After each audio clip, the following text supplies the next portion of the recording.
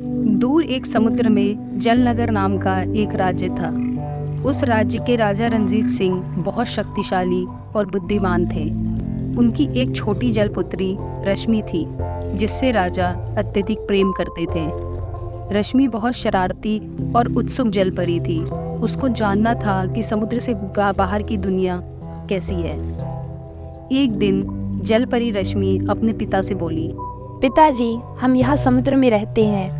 मैंने सुना है कि समुद्र से बाहर भी एक दुनिया है जो बहुत सुंदर है और वहाँ मनुष्य रहते हैं। हाँ राजकुमारी, वहाँ की दुनिया में भिन्न भिन्न प्रकार के मनुष्य रहते हैं। सब एक दूसरे से बहुत अलग हैं और उनकी भाषाएं भी अलग अलग हैं। लेकिन हम वहाँ नहीं जा सकते क्योंकि हम पानी से बाहर निकलकर जीवित नहीं रह सकते। उसी तरह वह लोग भी पानी में जीवित नहीं रह सकते। पिताजी, मैं समुद्र के बाहर घूमना चाहती हूँ, दुनिया देखना चाहती हूँ। बेटी, मैं तुम्हें आज्ञा दे दूंगा, लेकिन याद रहे समुद्र से बाहर जाने का प्रयास नहीं करना। आज्ञा मिलने पर जलपरी बाहर की दुनिया देखने निकल पड़ी।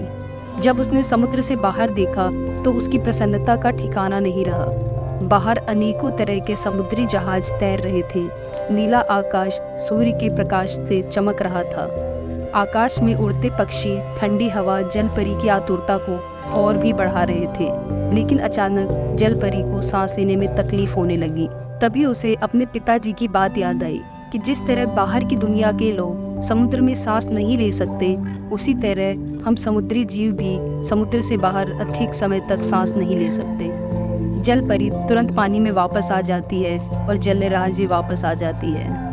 लेकिन राजकुमारी उदास रहने लगी। समुद्र से बाहर जाने की उसकी तमन्ना और भी प्रबल हो गई। एक दिन जलपरी रश्मि महल से दूर वीरान समुद्र में घूम रही थी कि अचानक उसने वीराने में एक कुटिया देखा।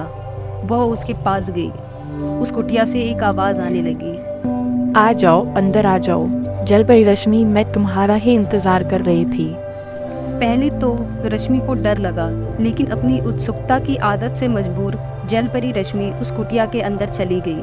उसने देखा कि सामने एक बूढ़ी औरत है जो वेशभूषा से जादूगरनी लग रही थी। जादूगरनी रश्मि को देखकर बोली, आओ राजकुमारी, मैं जानती हूँ कि तुम क्यों उदास हो। मैं किसी के मन की बात पढ़ लेती हूँ और मैं तुम्हारी तमन्ना पूरी भी कर सकती हूँ अगर तुम चाहो तो। जलपरी डरते हुए बोली, तुम्हारी बातों पर यकीन कैसे कर लूँ? तुम्हें क्या पता कि मैं क्यों उदास हूँ? तो सुनो, तुम जलनगर के राजा रंजीत सिंह की बेटी रश्मि हो और तुम्हारी तमन्ना है कि तुम समुद्र से बाहर की दुनिया देखना चाहती हो, जो बहुत ही प्यारी, सुंदर और अलग अलग आकर्षणों से भरी पड़ी है। अगर तुम चाहो तो मैं तुम्हें समुद्र से बाहर भेज सकती हूँ और तुम वहाँ जीवित भी रह सकती हो। जलपरी बोली, वो कैसे? मैं अपने मंत्रों की शक्ति से तुम्हें इंसान बना दूंगी, लेकिन उसके बाद तुम समुद्र में ना तैर सकोगी और ना ही सांस ले सकोगी। बोलो, मंजूर है?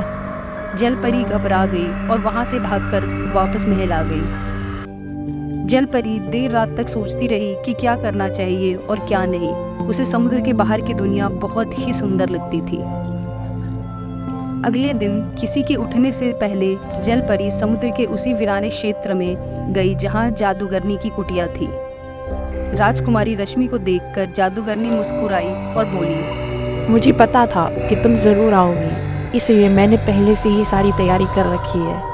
इतना कहते ही जादूगरनी ने अपना जादू शुरू किया, जिससे जलपरी की आंखें भारी होने लगी और देखते ही देखते जलपरी रश्मि सो गई। जब जलपरी की नींद खुली तो उसने खुद को समुद्र से बाहर धरती पर पाया। जलपरी रश्मि ने देखा कि उसकी पूंछ गायब हो गई है और वह इंसानों की तरह दिख रही है। रश्मि को लगा कि उसका सपना पूरा हो गया। वह इंसानों की दुनिया की ओर चल पड़ी। उसने देखा कि जिन समुद्री जहाज़ों को देखकर वह बहुत प्रसन्न होती थी, उसी जहाज़ों में समुद्री जीवों को पकड़कर लाया जा रहा था। जलपरी को बहुत दुख हुआ और वो आगे शहर की ओर चल पड़ी। उसने देखा कि सब परेशान हैं, अपने मतलब के लिए जी रहे हैं। इंसान को इंसान सता रहा है। इंसान अपने अलावा किसी और जीव को कुछ नहीं समझता और उन पर अत्याचार करता है। थोड़े ही दिनों में जलपरी का मोह भंग हो गया और उसे अपनी समुद्री दुनिया की याद आने लगी। वहाँ सब एक दूसरे की मदद करते हैं और सब जीवों को एक बराबर समझा जाता है। जल परी रश्मि समुद्र के पास गई और रोने लगी। उसे पता था कि अब वह समुद्र में वापस नहीं जा सकती, क्योंकि अब वह मनुष्य बन चुकी है और मनुष्य सिर्फ कुछ मिनटों में ही पानी में जिंदा रह सकते हैं। लेकिन जल परी रश्मि धरती पर नहीं रहना चाहती थी, इसलिए उसने बिना कुछ सोचे समझे समुद्र में छलांग लगा दी। जल परी रश्मि का दम घुटने लगा और वह बेहोश होने लगी। जब जल परी को होश आया तो वह अपने राज्य महल में थी और उसके पास उसके पिताजी खड़े थे। राजा रंजीत सिंह के पास भी कई जादुई शक्तियां थीं, जिससे उसने राजकुमारी को ठीक कर दिया था। जल परी रश्मि ने पूरी कहानी राजा को सुनाई। कहानी सुनते ही राजा समझ गए कि यह उस जादूगरनी की चाल थी जिससे राजा की पुरानी दुश्मनी थी। राजा ने अपने सैनिक भेजे और वह जादूगरनी को दरबार में ले आए। राजा ने अपनी जादुई छड़ी घुमाकर जादूगरनी से सारी जादुई शक्तियां छीन ली और उसे मनुष्य बनाकर धरती पर भेज दिया, जिससे उससे पता चले कि मनुष्यों की धरती कैसी है। इस तरह एक नटखट और जिज्ञासु जल परी को अपनी शिक्षा मिल जाती है।